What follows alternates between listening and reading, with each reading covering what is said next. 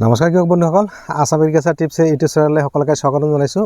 কৃষক বন্ধুসকল, আজি হ'ল আগষ্ট মাহৰ 9 তাৰিখ আৰু আজি মই এই মোৰ জলকীয়া খেতি আৰু বেঙেনা খেতিত বহি সৰু ভিডিঅ' এটা প্ৰস্তুত কৰিলোঁ। আৰু আজিৰ ভিডিঅ'ৰ বিষয়বস্তু অলপ বেলেগ ধৰণৰ, যে আপোনালোকৰ খেতিৰ জলকীয়া হওক বা বেঙেনা হওক বা যিবিলাক খেতি হয়তো এটা বয়স হৈ গৈছে, হয়তো ফুল ফল কমি গৈছে, হয়তো সাৰ পানী কমি গৈছে, গতিকে এই খেতিবিলাক বা এই বেঙেনা গছ হওক বা জলকীয়া গছ হওক, এইবিলাক আচলতে আপোনালোকে ছাৰ্ভিচিং কেনেকৈ কৰিব। ছাৰ্ভিচিং কথাটো মই এইকাৰণে কৈছোঁ, যেতিয়া এখন গাড়ী বহুদিন ছাৰ্ভিচিং নোহোৱা হয়, হয়তো গাড়ীখন চলোৱাত ভাল নালাগে, স্মুথ নহয়, তেনেকুৱা হয়। গতিকে ঠিক তেনেধৰণৰ কথা যে আপোনালোকে এই গছবিলাকো কিন্তু ছাৰ্ভিচিং যদি আপোনালোকে কৰিব জানে, তেনেহ'লে কি হয়, সেই গছবিলাকে আৰু বেছি দিনলৈকে আপোনালোকক ফুল ফলৰ যোগান ধৰিব। আৰু এই ছাৰ্ভিচিংটো সেইখিনি সময়ত কৰিব যিখিনি সময়ত বজাৰত জলকীয়া হওক বা বেঙেনা হওক, এইবিলাকৰ বজাৰ যোনটো ৰেট একেবাৰে হাই থাকে, সেইখিনি সময়ত যদি আপোনালোকে কৰে, আপোনালোকে অতিৰিক্ত এটা ইনকাম পাবলৈ আপোনালোকে সক্ষম হ'ব। তাৰে ওপৰত আজি ভিডিঅ'টো। গতিকে আপোনালোকে বেঙেনা জলকীয়া গছ বা খেতি আচলতে কেনেকৈ ছাৰ্ভিচিং কৰিব, হয়তো কি সাৰ ব্যৱহাৰ কৰিব, তাৰে ওপৰত আজিৰ সৰু ভিডিঅ'টো। কৃষক বন্ধুসকল, মোৰ আজিৰ এই ভিডিঅ'ৰ বিষয়বস্তু বা মোৰ ভিডিঅ'ৰ কথাবিলাক যদি আপোনালোকক কিবা যুক্তিসংগত যেন লাগে, আপোনালোকে ভিডিঅ'টো লাইকটো নিশ্চয় কৰিব আৰু পৰাপক্ষত আপোনালোকে শ্বেয়াৰ কৰিব, যাতে এই পদ্ধতি বা এই ছিষ্টেম আমাৰ খেতিয়কসকলে জানি উপকৃত হয়। কৃষক বন্ধুসকল, বেছি কথা নবঢ়াওঁ, গতিকে মূল কথালৈ আহোঁ। আৰু বৰ্তমান জলকীয়াৰ বজাৰ ৰেট আপোনালোকৰ ফালে কেনেকুৱা, আপোনালোকে কমেণ্টত জনাব। আমাৰ ফালে বৰ্তমান জলকীয়াৰ যোনটো কেজি, যদি কেজি আপোনালোকে ধৰিব যায়, কেজি 150 টকা কেজি চলি আছে জলকীয়াৰ। গতিকে চাওক, যদি আপোনালোকৰ গছত এনেকুৱা যদি জলকীয়া লাগি থাকে, তেনেহ'লে আপোনালোকে নিশ্চয় ভাল এটা পইচা পাবলৈ সক্ষম হ'ব। মোৰবিলাকত হ'ল দুটা হাৰ্ভেষ্টিং মই কৰিলোঁ, তৃতীয়টো হাৰ্ভেষ্টিং হোৱাৰ কাৰণে ৰেডি হৈ আছে। আৰু যদি আপোনালোকৰ তেনেকুৱা জলকীয়া গছ আছে, আৰু এতিয়া যিহেতু জলকীয়াৰ বজাৰ ৰেট বহুত ভাল, গতিকে আপোনালোকে ছাৰ্ভিচিং কৰি লওক। আৰু ছাৰ্ভিচিং কেনেকৈ কৰিব এই জলকীয়া আৰু বেঙেনা, গতিকে আজিৰ ভিডিঅ'ত মই বিতংভাৱে আপোনালোকক বুজাই দিম। কৃষক বন্ধুসকল, প্ৰথম কথা হ'ল যে যেতিয়া আপোনালোকে খেতি এডৰা কৰিলে, বেঙেনাই হওক জলকীয়া হওক, তেতিয়া আমি প্ৰথমতে হয়তো পৰ্যাপ্ত পৰিমাণে সাৰ আমি যোগান ধৰোঁ।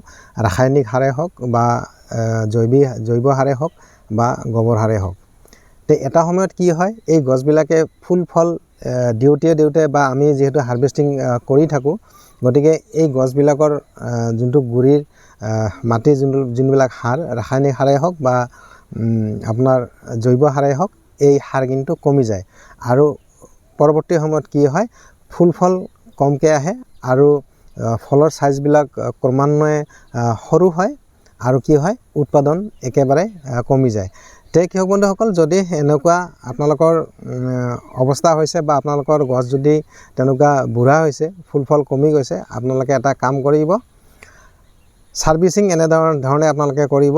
সেই বুঢ়া গছবিলাকৰ গুৰিত যদি আপোনালোকে মালচিং ব্যৱহাৰ কৰিছে, মালচিংটো আপোনালোকে উঠাই দিব, একেবাৰে উঠাই নিদিব, জাষ্ট আপোনালোকে অ'পেন কৰি ল'ব। মই এটা গছ আপোনালোকক দেখুৱাইছোঁ, এই যোনটো বেড, এয়া যোনটো মালচিং হয়, এই মালচিংটো আপোনালোকে উঠাই দিব।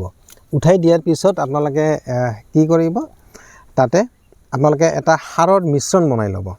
তাতে ৰাসায়নিক সাৰ আৰু জৈৱ সাৰ, এই দুই ধৰণৰ সাৰে আপোনালোকে ব্যৱহাৰ কৰিব। প্ৰথম কথা হ'ল কৃষক বন্ধুসকল, মই প্ৰতি 10 কেজি DAP আৰু পটাছৰ এগেইনষ্টত মই প্ৰথমতে এটা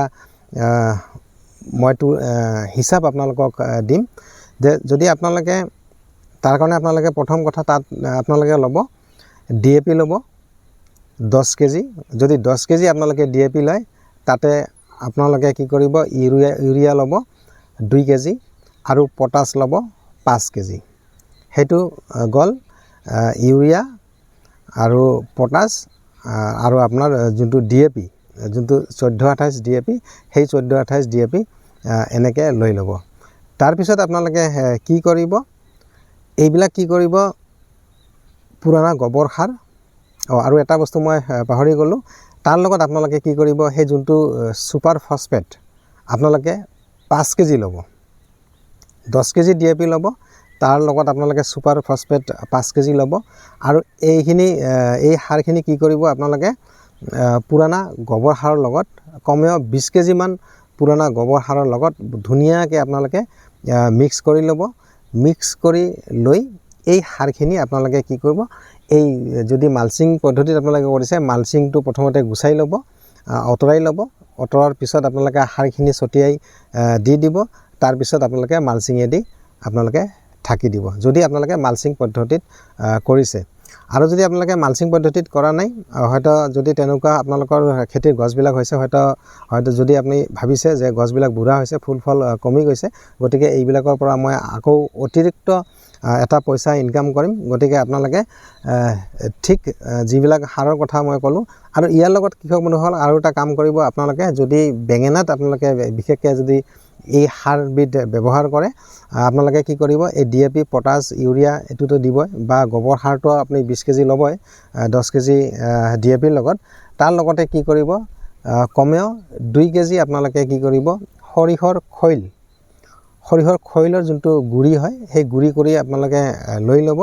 লৈ এই 10 কেজি DAP আৰু 20 কেজি গোবৰৰ লগত আপোনালোকে মিক্স কৰি আপোনালোকে গছৰ গুড়িত ছটিয়াই দিয়ক। আৰু যদি আপোনালোকে মালচিং পদ্ধতি কৰিছে, দেখিব মালচিংটো আঁতৰাই দিয়াৰ পিছত আপোনালোকে দেখিব যে শিপাবিলাক ওপৰতে আছে, আৰু ধুনীয়াকৈ ছটিয়াই দি আপোনালোকে মালচিঙেদি ঢাকি দিব। তাৰপিছত 1 সপ্তাহ পিছত চাব যে বুঢ়া গছ এজোপা কেনেকৈ একেবাৰে ডেকা হৈ উঠে, কেনেকৈ তজবজীয়া হৈ উঠে, আৰু এই গছবিলাকৰ পৰাও আপোনালোকে তেতিয়া অতিৰিক্ত ফলন আপোনালোকে পাবলৈ সক্ষম হ'ব। তে কৃষক বন্ধুসকল, গুড়িত বা মাটিত এইবিলাক সাৰ দিয়াৰ লগতে আপোনালোকে আৰু এটা কাম কৰিব, যেতিয়া দেখিব যে গছবিলাক হয়তো সেউজীয়া হৈ আহি আছে, ফুল ফল অহা আৰম্ভ হৈছে, ইয়াৰ আগে আগে আপোনালোকে কি কৰিব, যিকোনো ভাল এটা PGR, আপোনালোকে PGR অল-ইন গোল্ড হওক বা ইছাবিয়ন হওক, এনেধৰণৰ PGR এটা লৈ ল'ব। প্ৰতি লিটাৰ পানীত 3 ml, যদি আপোনালোকে অল-ইন গোল্ড লয় 3 ml ল'ব, আৰু যদি ইছাবিয়ন লয় আপোনালোকে 2 ml ল'লে হৈ যাব। আৰু ইয়াৰ লগত কি কৰিব, আপোনালোকে বায়'ভিটা X হওক বা সাগৰিকা Z++ যোনটো লিকুইড হয়, সেই লিকুইডটো যদি আপোনালোকে ব্যৱহাৰ কৰে, 2 ml পাৰ লিটাৰ পানীত মিহলাই এই PGR আৰু বায়'ভিটা X, নহ'লে আপোনালোকে এই যোনটো মই ক'লোঁ সাগৰিকা Z++, সেই সাগৰিকা Z++ আপোনালোকে একেলগে মিহলাই আপোনালোকে স্প্ৰে কৰি দিব। তাৰপিছত দেখিব যে এই গছবিলাকৰ পৰা আপোনালোকে বহুত ধুনীয়া মানে ফলন পাবলৈ সক্ষম হ'ব, আৰু গছৰ যোনটো চেহেৰা একেবাৰে তজবজীয়া হৈ যাব। তে কৃষক বন্ধুসকল, মই ভাবোঁ এইটো এটা স্পেচিয়েল টিপছ। যেতিয়া কি হয়, আপোনালোকৰ খেতিৰ উৎপাদন কমি যায়, গছবিলাক বুঢ়া হয়, সেই গছবিলাকক আপোনালোকে আকৌ কেনেকৈ সতেজ কৰিব, আকৌ এইবিলাকৰ পৰা ফুল ফল কেনেকৈ আদায় কৰিব, তাৰ এটা গুৰুত্বপূৰ্ণ টিপছ। গতিকে আপোনালোকে এবাৰ স্প্ৰে কৰি চাব পাৰে বা ব্যৱহাৰ কৰি চাব পাৰে, মই যিখিনি সাৰৰ কথা ক'লোঁ। কিন্তু আপোনালোকে জৈৱ আৰু ৰাসায়নিক সাৰ একেলগে মিক্স কৰি আপোনালোকে ব্যৱহাৰ কৰিব। তে কৃষক বন্ধুসকল, আজিৰ ভিডিঅ'ত বিশেষ একো নাই, আৰু এটা বস্তু আপোনালোকে মোক কমেণ্টত জনাব যে বৰ্তমান জলকীয়াৰ বজাৰ ৰেট আপোনালোকৰ ফালে কিমান চলি আছে, মোক অনুগ্ৰহ কৰি আপোনালোকে কমেণ্টত জনাব।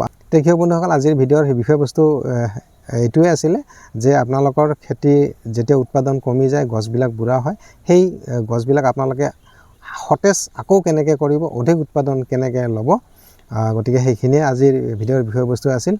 তে কৃষক বন্ধুসকল, আজিৰ ভিডিঅ'টো যদি কিবা দৰকাৰী বা প্ৰয়োজনীয় ভিডিঅ' বুলি আপোনালোকে ভাবে, ভিডিঅ'টো লাইক কৰিব, আৰু নতুনকৈ যদি কোনোবাই মোৰ চেনেলৰ ভিডিঅ' চাই আছে, আপোনালোকে খেতি সন্দৰ্ভত বিভিন্ন এনে কথা জানিবলৈ বা মোৰ ভিডিঅ' চাই থাকিবলৈ আপোনালোকে মোৰ চেনেলটো ছাবস্ক্ৰাইব কৰি ৰাখিব। তে কৃষক বন্ধুসকল আজিলৈ ভিডিঅ'টো ইমানে, ধন্যবাদ।